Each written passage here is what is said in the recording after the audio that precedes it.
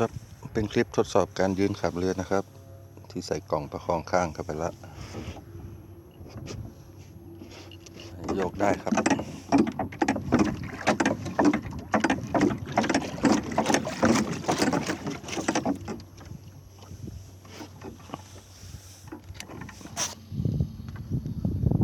คือตอนนี้ผมยืนอยู่นะครับ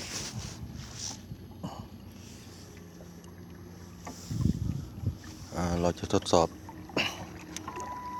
เกียร์5กันเลย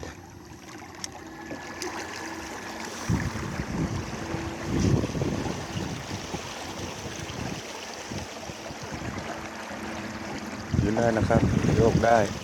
ยืนขับได้เลยครับ